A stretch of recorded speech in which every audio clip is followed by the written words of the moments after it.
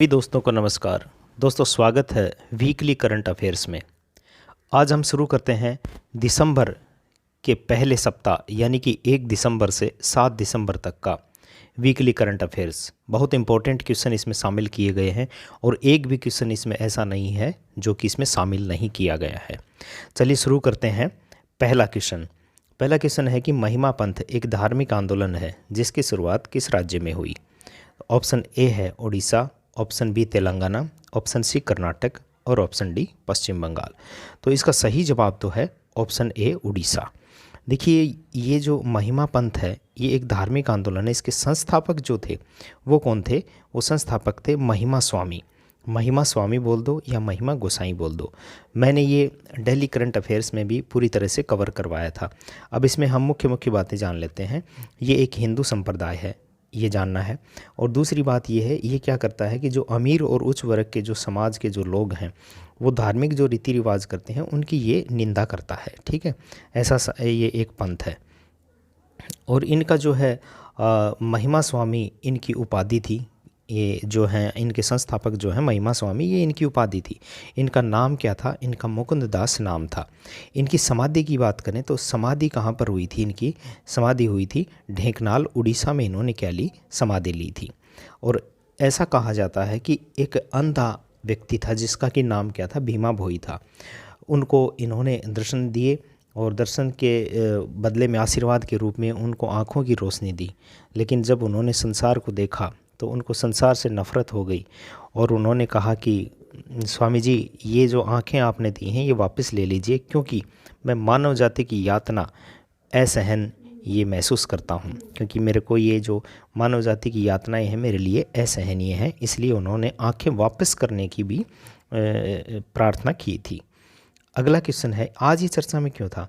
आज चर्चा में इसलिए था कि केंद्रीय शिक्षा और कौशल विकास और उद्यमिता मंत्री ने आधिकारिक तौर पर संत कवि भीम भोई, जो कि अंधे थे, और महिमा पंथ के स्थायी प्रभाव पर 2 दिवसीय अंतर्राष्ट्रीय संगोष्ठी की शुरुआत करी थी, इसलिए चर्चा में था। अगला क्वेश्चन है कि किस हॉलीवुड अभिनेता को सत्यजीत रे लाइफ टाइम अचीवमेंट पुरस्कार से सम्मानित किया गया है? तो अभी जो 54वें जो अंतर्राष्ट्रीय फिल्म फेस्टिवल जो चल रहा है उसमें ये सत्यजीत रे लाइफ टाइम अचीवमेंट पुरस्कार मिला है। किसको मिला है? ये हॉलीवुड अभिनेता जो ऑप्शन बी पे जो दिया गया है, माइकल डगलस। किन को दिया गया है? माइकल डगलस को दिया गया है ये। ठीक है, तो ये हमें याद करना है कि बहुत इंपॉर्टेंट है कि सत्यजीत रे लाइफ टाइम अचीवमेंट पुरस्कार किसको दिया गया है। अगला क्वेश्चन है, इसमें पूरा दिया हुआ है कि 54वें आई का आयोजन गोवा में किया गया, ये सब चीज़ें इसमें दी गई हैं। तो ये मैंने करंट अफेयर में करवा दिया, सिर्फ ये रिवीजन क्लासेज हैं इसलिए इसमें ज़्यादा बताने की ज़रूरत नहीं है। अगला क्वेश्चन है कि भारत का पहला टेलीकॉम सेंटर ऑफ एक्सीलेंस किस राज्य में लॉन्च किया गया? Option A Madhya Pradesh, option B Haryana, option C Uttar Pradesh और ऑप्शन डी असम। तो इसका टेलीकॉम सेंटर ऑफ एक्सीलेंस मतलब कि दूर संचार उत्कृष्टता केंद्र की ये बात कर रहा है। इसमें ऑप्शन सी जो है उत्तर प्रदेश में कहाँ? आईआईटी रुड़की में ये सेंटर ऑफ एक्सीलेंस किसका? टेलीकॉम का स्थापित किया गया है। ये रिवीजन के माध्यम से इस क्लास में मैं बता रहा हूँ और ये मैंने पहले भी कवर किया है। अगला क्वेश्चन है, project 15B stealth guided missile डिस्टोलक यार्ड 12706 इम्फाल के शिखर पर क्या स्थापित, मतलब इसके टॉप पर, इम्फाल के टॉप पर जो है ये क्या स्थापित किया गया है? तो 2 चीज़ें लगाई गई हैं इसे इम्फाल के टॉप पर। ठीक है, यार्ड है, इसके 2 चीज़ें हैं, कांगला सा और कांगला पैलेस। ठीक है, तो बाईं साइड कांगला पैलेस, दाहिनी साइड कांगला सा, ऐसे कुछ लगाया गया है। उसमें 2 चीज़ें लगाई गई हैं। कांगला सा क्या है? ऐतिहासिक और पुरातात्विक स्थल है। कहाँ का स्थल है? ये देखो, दोनों चीज़ें मैंने डाल रखी है ऑप्शन बी में, कांगला पैलेस और कांगला। तो इतना याद करना है कि इम्फाल के टॉप पर क्या लगाया गया है। ये इम्फाल क्या है? स्टील गाइडेड मिसाइल डिस्टोलक यार्ड है। इसके शिखर पर क्या स्थापित किया गया है? तो ये मैंने बताया कि राजनाथ सिंह जो थे और राष्ट्रपति के प्रमुख, इन्होंने क्या किया? इसका उद्घाटन किया। और कांगला पैलेस और कांगला सा, इसके टॉप पर इसको एक तरह सिंबल लगा दिया गया। ये कहाँ का है? ये इसका मणिपुर का जो है ये पुरातात्विक और ऐतिहासिक स्थल है कांगला पैलेस और कांगला सा, ठीक है, इसलिए उसको वहाँ पर लगाया गया है। अगला क्वेश्चन है, किस संस्था ने फास्टर 2.0 पोर्टल जारी किया? ये सुप्रीम कोर्ट ने जारी किया है। ऑप्शन बी जो है इसका सही है। और इन्होंने क्या किया है, देखो अब इसमें बताया गया है कि जो जेल में जो रहते हैं ना कैदियों को रिहा करने के जो अदालती जो आदेश होते हैं ये अधिकारियों को तुरंत सूचित किए जाएंगे और किसी व्यक्ति के रिहाई के न्यायिक आदेशों को तत्काल उनकी अनुपालना की जाएगी। तो ये जेल से संबंधित है कि जो कैदियों को रिहा करने से जो आदेश दिए जाते हैं उनको रिहा करने संबंधित, तो उनको तुरंत उनका पालन होना है और जल्दी से जल्दी उनको ये आदेश दिए जाएंगे कि भाई जल्दी से इनका पालन किया जाए, अनुपालना की जाए। अगला क्वेश्चन है कि एशिया के सबसे बड़े ओपन एयर वार्षिक व्यापार मेले बाली यात्रा का उद्घाटन किस राज्य में किया गया? ऑप्शन ए उत्तर प्रदेश, राजस्थान, ओडिशा और बिहार। तो इसका ऑप्शन सी जो है उड़ीसा, यहाँ पर क्या किया गया, बाली यात्रा ओपन एयर वार्षिक मेले का उद्घाटन उड़ीसा के कटक के महानदी के तट पर किया गया है। अगला क्वेश्चन है, केन्स ग्रुप किस श्रेणी के देशों से जुड़ा है? तेल निर्यात, कृषि निर्यात, दूध निर्यात और मांस निर्यात। तो ये कृषि निर्यात जो ऑप्शन बी है ये कृषि निर्यात के से जुड़ा हुआ है। तो केन्स ग्रुप याद करना कृषि निर्यात से संबंधित है। इसमें क्या है, 19 निर्यातक देशों का एक समूह है। केन्स समूह में अर्जेंटीना, ऑस्ट्रेलिया, ब्राज़ील और कनाडा। तो ये तो मैंने क्लास में कवर किया है, सिर्फ इतना याद रखना है कि क्वेश्चन में आ सकता है कि केन्स ग्रुप हाल ही में चर्चाओं में था, तो कृषि से संबंधित कोई लाइन उसमें जोड़ दी जा सकती है उसमें। और कितने देशों का समूह है ये? 19 देशों का समूह है, ठीक है। अगला क्वेश्चन है कि एक्सपो 2030 विश्व मेला किस शहर में आयोजित किया जाएगा? तो ये जो एक्सपो वाला है ये ऑप्शन जो डी है रियाद, यहाँ पर क्या किया जाएगा, आयोजित किया जाएगा। 2030 का जो विश्व मेले की मेज़बानी का अधिकार इन्होंने जीत लिया है। पिछले साल अगर बात करें हम खाड़ी देशों की, तो जो कतर में फीफा वर्ल्ड कप हुआ था उसके बाद से कोई अगर बड़ा सम्मेलन हो रहा है तो ये सऊदी अरब में हो रहा है, ठीक है। तो 2030 से अक्टूबर से 2031 के बीच में ये होगा।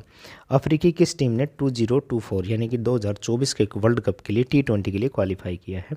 तो इसका सही ऑप्शन है ऑप्शन बी युगांडा ने। तो युगांडा ने क्या कर लिया है, क्वालिफाई। बंगाल की खाड़ी में चक्रवात एक आया अभी माईकोंग, वो उसका नाम किसने दिया?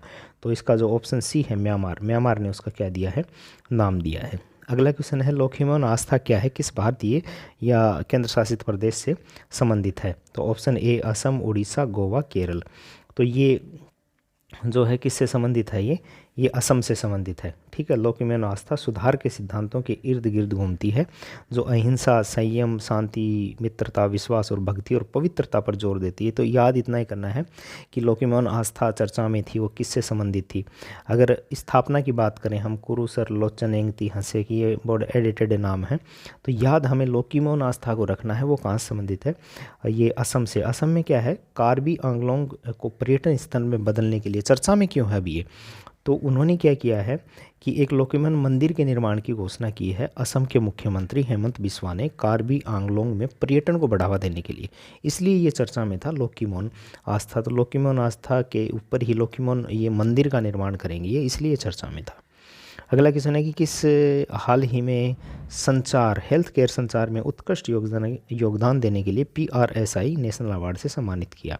Option A Ayushi, option B Sungati Sundararaj, option C Smriti Irani और सौम्या स्वामीनाथन। इसका सही जवाब है option B Sungati Sundararaj, PRSI award से सम्मानित हुई। तो इनको बता दिया गया है कि किस में योगदान, जनसंपर्क उद्योग में उत्कृष्ट योगदान के लिए ये अवार्ड इनको दिया गया है। नई दिल्ली में ये प्रोग्राम चल रहा था और ये 40 वर्षों से ज़्यादा अपोलो हॉस्पिटल से भी जुड़ी हुई थी सुंगति सुंदरराज जी। तो इनके बारे में इतना ही था। अगला क्वेश्चन है कि हाल ही में दुनिया के 8वें अजूबे के रूप में किसे मान्यता दी है? तो इसका सही जवाब है option D Angkor Wat. Angkor Wat को 8वें अजूबे के रूप में मान्यता दी है। कंबोडिया में ये मंदिर है और 8वें अजूबे के रूप में इसे घोषित किया गया। इसके निर्माण की बात करें तो राजा सूर्यवर्मन द्वितीय के द्वारा इनके निर्माण किए, क्योंकि चर्चा में है अगर कोई मंदिर से क्वेश्चन आया तो बहुत इंपॉर्टेंट हो जाता है ये। और इसका निर्माण सूर्यवर्मन जी के द्वारा करवाया गया। दुनिया का सबसे बड़ा मंदिर जो कि 500 एकड़ में फैला हुआ है और यूनेस्को की वर्ल्ड हेरिटेज साइट में भी शामिल है। 12वीं शताब्दी में इसका निर्माण हुआ था, यानी कि अभी 21वीं शताब्दी चल रही है। तो 800-900 साल पहले, इसका 800 ही मानते हैं, 800 साल पहले ये इसका निर्माण हुआ था, 800 वर्ष पुराना है। अगला क्वेश्चन है मैती माई की लिपि किस राज्य से संबंधित है? तो नाम से भी हमें कुकी मैती का हमें पता है कि भाई मणिपुर में अभी दंगे हो रहे थे, तो मैती जो माई लिपि है वो मणिपुर से संबंधित है। अगला क्वेश्चन है कि यौन अपराधों से जुड़े मामलों के लिए बने फास्ट ट्रैक स्पेशल कोर्ट को अगले कितने वर्षों तक जारी रखने की मंजूरी दी गई है? तो इसको 3 वर्षों तक जारी रखने की मंजूरी दी गई है। ये जो स्पेशल फास्ट ट्रैक कोर्ट हैं, इनका निर्माण 2018 में निर्भया केस के बाद इनका निर्माण या इनको स्थापना करी गई थी, इनकी स्थापित किया गया था। 2019 में इनका कार्यकाल बढ़ा दिया गया 2 साल के लिए। अभी इनका कार्यकाल फिर से 3 साल के लिए बढ़ा दिया गया है। अगला क्वेश्चन है कि बांडवोल झील जो खबरों में थी किस राज्य से संबंधित है? तो इसका ऑप्शन जो है बी गोवा वो सही है। बांडवोल झील क्यों चर्चा में थी? चर्चा में इसलिए थी कि यहाँ एक सांता क्रूज ग्राम पंचायत है गोवा की। उन्होंने क्या किया कि इस बांडवोल झील का जो पानी 5 वर्षों से रोका गया था, स्टोर किया गया था, उससे खेती करने का उनका प्लान था। लेकिन उन्होंने अचानक देखा कि वो एक पेड़ गिर गया था वहाँ पर। वो लोग वहाँ पर देखने गए तो देखा कि कुछ अज्ञात लोगों ने उस झील का पानी खोल दिया है और उसका पूरा पानी बह गया। तो इसके लिए उन्होंने FIR भी दर्ज करवाई थी, इसलिए ये चर्चा में थी। किस उच्च न्यायालय ने कहा कि शीघ्र न्याय का अधिकार एक मौलिक अधिकार है? तो इसका ऑप्शन ए सही है, मध्य प्रदेश। मध्य प्रदेश न्यायालय ने कहा है कि शीघ्र न्याय का अधिकार एक मौलिक अधिकार है। तो उन्होंने कहा है कि कोई भी जिला अदालत को हर तिमाही में अपने 25 पुराने मामलों को निपटारा करने के लिए कहा गया है। अगर कोई जिला अदालत ये काम नहीं कर पाती, असफल होती है, तो उसका जो है बचा हुआ, जैसे मान लो कि इस तिमाही में 25 करने थे, उन्होंने 13 ही किए, तो 12 जो बचे हुए मामले हैं वो अगली तिमाही में जोड़ दिए जाएंगे।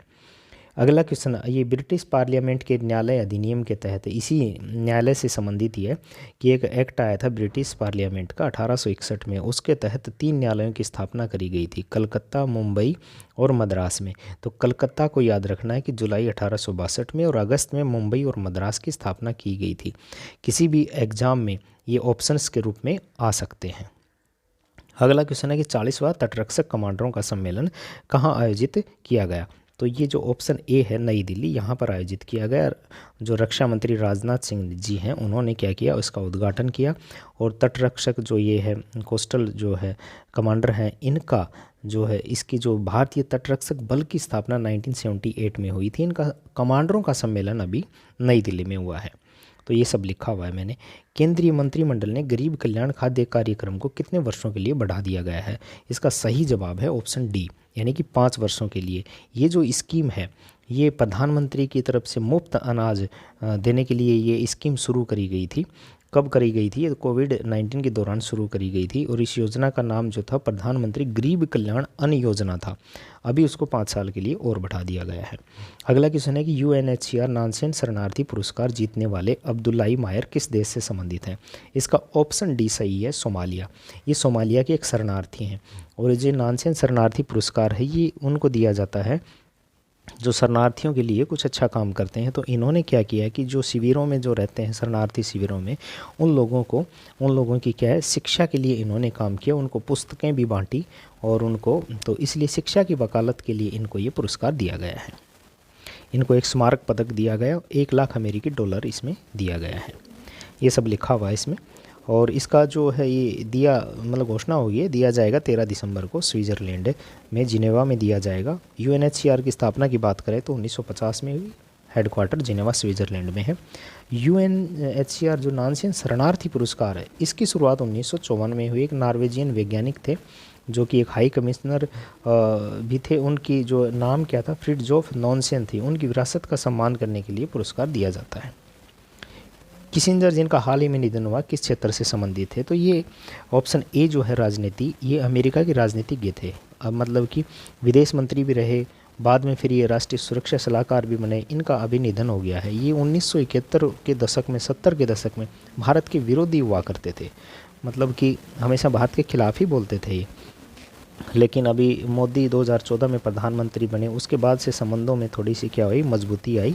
फिर ये हमारे भारत की तरफ इनका रुझान बढ़ गया था।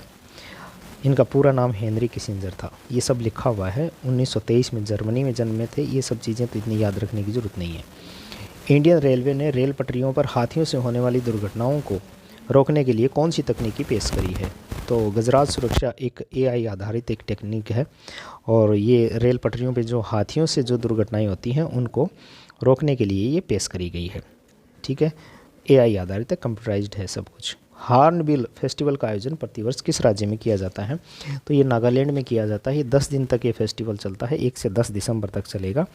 और ये जो एक वार्षिक त्यौहार है, अभी जो 24वां संस्करण इसका चल रहा है, कुछ विदेशी भी इसमें शामिल हो रहे हैं, USA, कोलंबिया और जर्मनी। अंतर्राष्ट्रीय व्यापार मेले का आयोजन कहाँ किया गया? अंतर्राष्ट्रीय व्यापार मेले का जो आयोजन है वो कहाँ किया गया? वो यहाँ पर नई दिल्ली में किया गया। और इसमें जो है पुरस्कार जो है कैटेगरी यानी कि पेविलियन कैटेगरी में प्रदर्शन में उत्कृष्टता में स्वर्ण पदक जीता है उड़ीसा ने। 14 नवंबर को इसकी शुरुआत करी गई थी। थीम थी इसकी वसुदेव कुटुंबकम। तो IIFT का आयोजन कहाँ? नई दिल्ली में किया गया। अगला क्वेश्चन है कि प्रधानमंत्री मोदी जी ने 10,000वें जन औषधि केंद्र का उद्घाटन कहाँ किया है? तो ये देवघर में किया है 10,000वें जन औषधि केंद्र का। ये किस मंत्रालय के अंतर्गत आता है? इसकी शुरुआत तो जन औषधि केंद्रों की स्थापित करने की शुरुआत 2015 में हुई थी और ये रसायन और उर्वरक मंत्रालय के फार्मास्यूटिकल विभाग द्वारा 2015 में लॉन्च करी गई थी। और 10,000वें अभी जो ये केंद्र का निर्माण स्थापना जो कहाँ करी गई है? देवघर में। सीनियर पुरुष राष्ट्रीय हॉकी चैंपियनशिप का खिताब किस राज्य ने जीता है? तो ऑप्शन बी जो है पंजाब। इन्होंने पिछली बार की जो चैंपियन थी हरियाणा, उसको हरा करके ये खिताब अपने नाम किया है। आयोजन चेन्नई में हुआ था। चेन्नई की टीम तीसरे नंबर पर रही।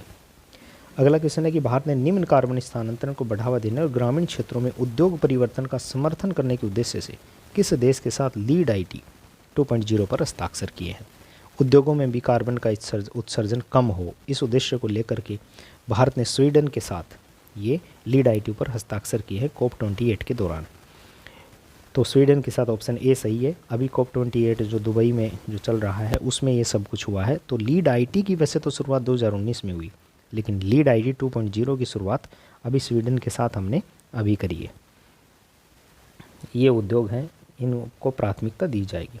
COP की मेज़बानी करने का प्रस्ताव भारत ने कब रखा है? तो अभी जो COP28 चल रहा है इसमें प्रधानमंत्री मोदी ने अपने संबोधन में कहा कि हम 2030 तक तो कार्बन का 45% तक उत्सर्जन करेंगे और जो गैर फॉसिल्स जो फ्यूल हैं उनके भी हम 50% तक उस लक्ष्य को पहुंचाएंगे कि हम गैर जीवाश्म ईंधन ही यूज करें। और इन्होंने साथ में कहा कि हम COP जो 33 है, ऑप्शन डी, COP 33 की मेज़बानी करने का भी हम प्रस्ताव पेश करते हैं। तो जो 2028 में आयोजित होगा तो उसकी मेज़बानी करने का प्रस्ताव भी मोदी जी ने दिया है। किस मंत्रालय ने एम्प्लीफाइड 2.0 पोर्टल लॉन्च किया? तो ये केंद्रीय आवास और शहरी मंत्रालय ने लॉन्च किया। इसकी फुल फॉर्म यहाँ दी गई है, assessment and monitoring platform for liveable inclusive and future ready urban India. ये क्या करेगा? एक डाटा प्रोवाइड करवाएगा, कच्चे डाटा लेगा। किस क्षेत्र में? 14 क्षेत्रों में ये डाटा एकत्रित करेगा और नीति निर्माण के उद्देश्य से कि नीतियाँ बनाने के उद्देश्य से इन डाटाओं को यूज किया जाएगा। तो 14 क्षेत्रों में एम्प्लीफाइड 2.0 ये डाटा एकत्रित करेगा। ये 14 क्षेत्र दिए हुए हैं। 5वां आयुर्वेदिक वैश्विक आयुर्वेदिक महोत्सव कहाँ आयोजित किया गया? तो ऑप्शन बी जो है केरल में तिरुवनंतपुरम में आयोजित किया गया। इसका जो उद्देश्य था, उद्देश्य यही है कि आयुर्वेद के नए महत्व को उजागर करना है। अगला क्वेश्चन है कि जल शक्ति मंत्रालय द्वारा कहाँ जल इतिहास उत्सव आयोजित किया गया? तो ऑप्शन बी जो है नई दिल्ली में। अगला क्वेश्चन है कि किसको भारत की पहली महिला सहायक डी कैंप नियुक्त किया है? ADC मनीषा पाड़ी जी थे, इनको क्या किया गया है? नियुक्त किया है। ये याद रखना बिल्कुल इंपॉर्टेंट है। भारत की पहली महिला सहायक ADC एब्रीवेशन हो गया इसका। तो मनीषा पाड़ी जी ये कहाँ हैं? ये एयरफोर्स की हैं और ये स्क्वाड्रन लीडर की रैंक में है, जो कि मेजर के इक्विवेलेंट होता है आर्मी में। इनको नियुक्त किया गया है। तो इनको जो नियुक्त किया है वो मिजोरम के राज्यपाल डॉक्टर हरि बाबू कंभमपति ने ADC नियुक्त किया है।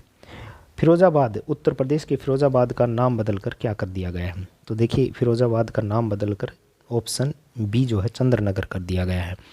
फिरोजाबाद का नाम मुग़लों से पहले क्या हुआ करता था? चंद्रद्वार हुआ करता था, लेकिन अकबर ने इसका नाम क्या कर दिया? फिरोजाबाद कर दिया।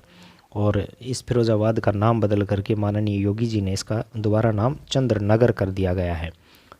और ये जो फिरोजाबाद है चूड़ियों के निर्माण के लिए प्रसिद्ध है।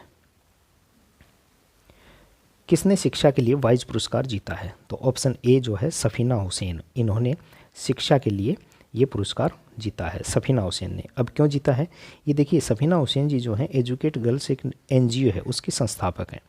इन्होंने क्या, जो भारतीय गाँवों में जो लड़कियां पढ़ाई करती हैं, जो बच्चियां पढ़ाई करती हैं और किसी कारणवश से ड्रॉप हो जाती हैं, पढ़ाई करना बंद कर देती हैं, ऐसी 14 लाख लड़कियों को मुख्य धारा में, शिक्षा की मुख्य धारा में लाने का काम इन्होंने किया। इसलिए इनको प्रतिष्ठित वाइज पुरस्कार से सम्मानित किया गया। इसमें $5 लाख की इनाम राशि दी गई। ठीक है, अगला क्वेश्चन है कि अगले वर्ष सैन्य महोत्सव की मेज़बानी कौन सा राज्य करेगा? तो ऑप्शन इसका जो है सी, पंजाब करेगा। इस सैन्य महोत्सव पंजाब यानी कि अमृतसर में होगा। इसमें क्या किया जाएगा? सशस्त्र बलों की, आर्म फोर्सेज की जो महत्वपूर्ण भूमिका के बारे में लोगों को, युवाओं को इसके बारे में जागरूकता फैलाई जाएगी। अगला क्वेश्चन है कि एंड्री राजोलिना को किस देश का फिर से राष्ट्रपति चुना गया है? तो इसका ऑप्शन ए है मेडागास्कर।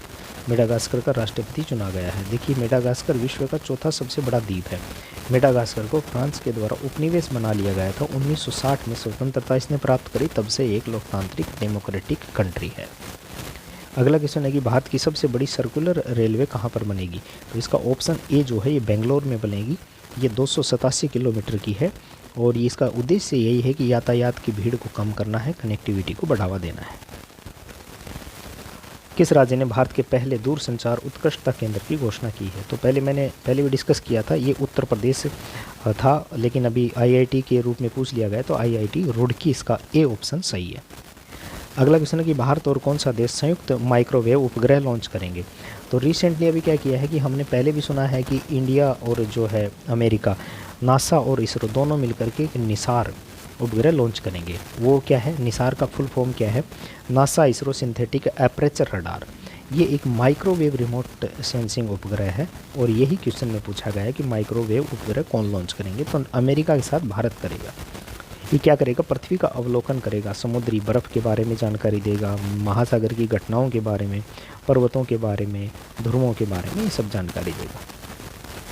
माहे, मालवन और मांगरोल हाल ही में लॉन्च किए गए किन उत्पादों के नाम हैं? तो ऑप्शन ए जो है पनडुब्बी रोधी युद्धपोत हैं ये।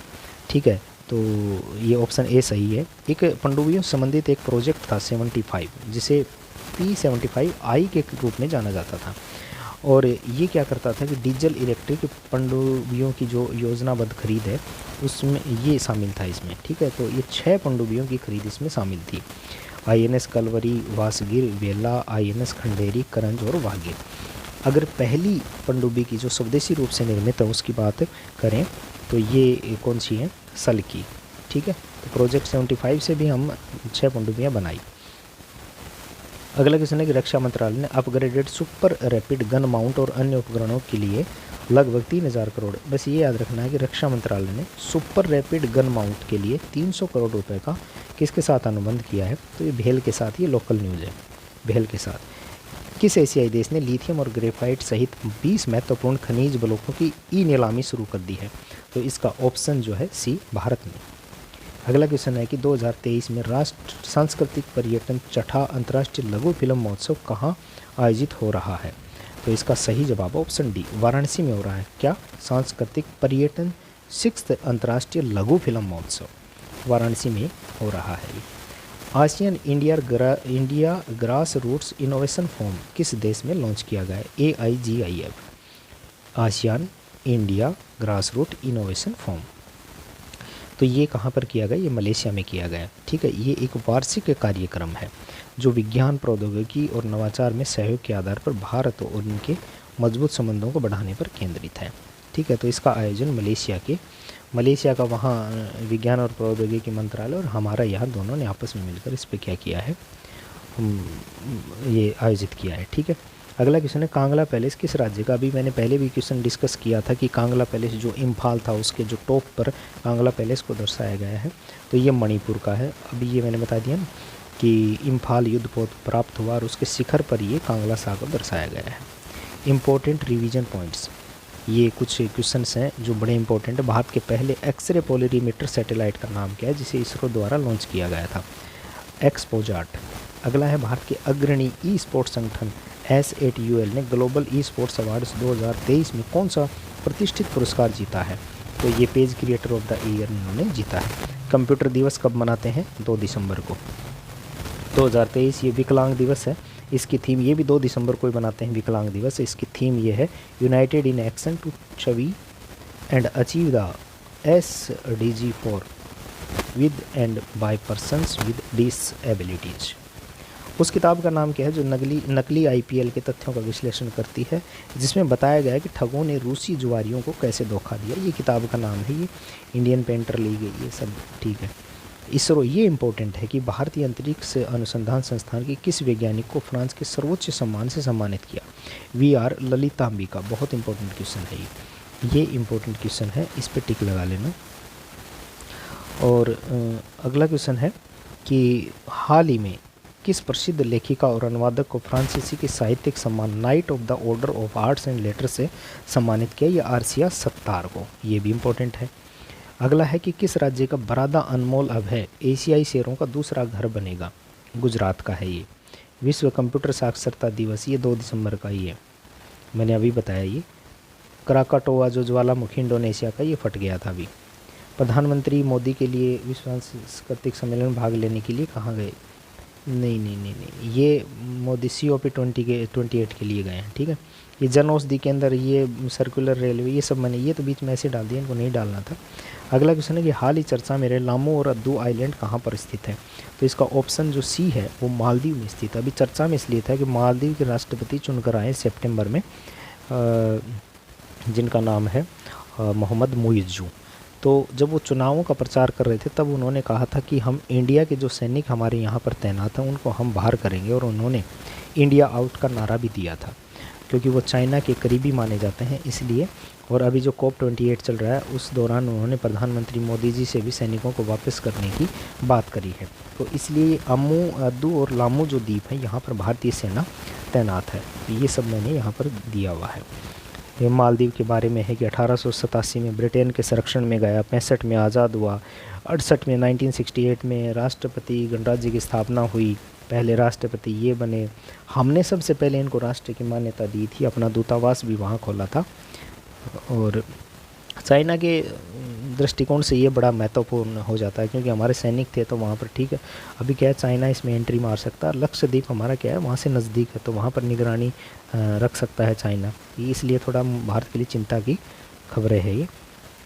ऑपरेशन कैक्टस जो है 3 नवंबर 1988 को हुआ था, ये मालदीव से संबंधित था। हमारी सेना ने इस ऑपरेशन को अंजाम दिया था, क्योंकि वहाँ पर सत्ता का तख्ता पलट हो रहा था। वहाँ पर एक लड़का था जिसका नाम था अब्दुल्ला लुत्फ़ी। वो क्या करता था, वो मालदीव का था, वैसे वो श्रीलंका में व्यापार करता था। श्रीलंका का एक आतंकी संगठन था प्लोट, वो उनके साथ मिल करके यहाँ की सत्ता को तख्ता पलट करने की योजना बना रहा था। हमारी सेना ने उसको नकारा, उसका विरोध किया और उसको वहाँ से भगाया, ठीक है। तो ICFRI जो है अगला क्वेश्चन है, इनकी पहली महिला निदेशक कौन है? ये ऑप्शन C जो है कंचन देवी इनकी है। तो ये भारतीय वानिकी अनुसंधान शिक्षा परिषद की पहली महिला महानिदेशक बनी है। इसकी स्थापना की बात करें 1986 में हुई, इसका मुख्यालय देहरादून में है, ठीक है। ये कुछ इंपॉर्टेंट क्वेश्चन हैं जो PR है, जो पहले भी डिस्कस हुए हैं, अवार्ड से संबंधित है, क्योंकि ये लेडी थी। तो लेडी जो पहली हैं या कुछ लेडीज़ ने जो अवार्ड जीता है वो सब मैंने यहाँ दिया हुआ है, ये आप पढ़ सकते हो। ये पहले डिस्कस किए हुए हैं, ये अभी मैंने डिस्कस किया ना, सफीना हुसैन, ये सब चीज़ें। तो अगला क्वेश्चन है कि वाइट लंग सिंड्रोम का प्रेरक कारक क्या है, जो कि हाल ही खबरों में था। तो ये क्या है कि इसमें शरीर पर निशान हो जाते हैं, विशिष्ट निशान। तो ये बैक्टीरिया जनित एक बीमारी है, इसको वॉकिंग निमोनिया या मिस्टीरियस निमोनिया के नाम से भी जाना जाता है। 3 से 8 साल तक के बच्चों में होता है। अगला क्वेश्चन है इयोथिथास पंडितार्जुन की प्रतिमा का हाल ही में चेन्नई में अनावरण किया। चेन्नई के जो मुख्यमंत्री हैं स्टालिन, उन्होंने इसका अनावरण किया। कौन सा सही नहीं है? तो ये द्रविड़ महाजन सभा की इन्होंने स्थापना की, द्रविड़ पांडियन नामक पत्रिका भी शुरू करी थी। बल्कि एक जाति विरोधी सामाजिक कार्यकर्ता भी थे, बट ये चिकित्सक नहीं थे, ये सामाजिक कार्यकर्ता थे। तो ऑप्शन C जो है ये गलत है, तो इन्होंने ये कर दिया। अब चूँकि इन्होंने प्रतिमा का अनावरण किया है तो इससे संबंधित एक क्वेश्चन है कि मेडागास्कर की राजधानी एंटानानारिवो में महात्मा गांधी के नाम पर एक ग्रीन ट्रायंगल का संयुक्त रूप से उद्घाटन किया। ये करंट का इम्पोर्टेंट क्वेश्चन है, ये याद रखना है। स्टेच्यूज़ का कुछ मैंने दिया हुआ है। स्टेच्यू ऑफ बिलीफ कहाँ है? नाथद्वारा में। स्टेच्यू ऑफ यूनिटी गुजरात में, ये इक्वलिटी हैदराबाद में, लिबर्टी न्यूयॉर्क अमेरिका में, knowledge statue of knowledge Latur में, स्टेच्यू ऑफ पीस पाली में और स्टेच्यू ऑफ प्रोस्पेरिटी बेंगलोर में। इम्पोर्टेंट क्वेश्चन ये भी है कि भीमराव अंबेडकर की देश के बाहर सबसे ऊंची प्रतिमा का अनावरण अमेरिका के मैरीलैंड में हुआ। 19 फीट की ऊंची ये मूर्ति है और इसको नाम स्टैच्यू ऑफ इक्वलिटी नाम दिया गया है। ये CAC जो है कोडेक्स एलिमेंट्रियस कमीशन, जो हाल ही में खबरों में था, किस संगठन के द्वारा स्थापित किया गया है, ये तो कोई ज़्यादा इम्पोर्टेंट नहीं है, देख सकते हो आप।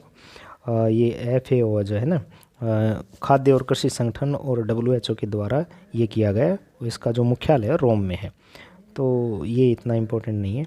अगला क्वेश्चन है, सरकार ने ऑनलाइन ग्राहकों के हितों की रक्षा के लिए किस पर बैन लगाने का फैसला किया है? तो इसका ऑप्शन सी डार्क पैटर्न। देखिए, आप कभी ऑनलाइन शॉपिंग करते हैं तो हम कोई आइटम खरीदते हैं तो उसके नीचे रेड लाइन में आता है अभी स्टॉक में केवल एक ही बाकी है, तो वो ग्राहक को पागल बनाने के लिए सब ये करते हैं। तो गवर्नमेंट ने कहा है कि आप ऐसे नहीं दिखा सकते, झूठी कमी नहीं दिखा सकते। आपके पास आइटम रहते हैं लेकिन आप झूठी कमी दिखा रहे हो कि मेरे पास कमी हो गई, ये सब आप चीट नहीं कर सकते हो। तो इस चीज़ के लिए कहा था। हाल ही में IMD की विश्व डिजिटल स्कोर मार्टा रैंकिंग में कौन टॉप पर है? तो ये अमेरिका टॉप पर है। हाल ही में धर्मेंद्र प्रधान जी ने कहा है कि NSTI का शुभारंभ कहाँ पर इन्होंने किया है? उड़ीसा में इसका शुभारंभ किया है। तो उड़ीसा से संबंधित बहुत क्वेश्चन मैंने अभी भी डिस्कस किए कि ओपन एयर जो वार्षिक व्यापार मेला है बाली टूर, वो कहाँ पर? उड़ीसा में। केई पाड़ा रामबली को ये क्या है? रसबरी को GI टैग मिला है। ठीक है। भूमि अधिग्रहण ऋण स्वीकृत किया, ये उड़ीसा से संबंधित हैं। मुख्यमंत्री संपूर्ण पुष्टि योजना रायगढ़ साल को GI टैग मिला है, ये सब उड़ीसा से संबंधित हैं। किसे रेड सी फिल्म फेस्टिवल में सम्मानित किया है? तो ऑप्शन ए जो है रणवीर सिंह को।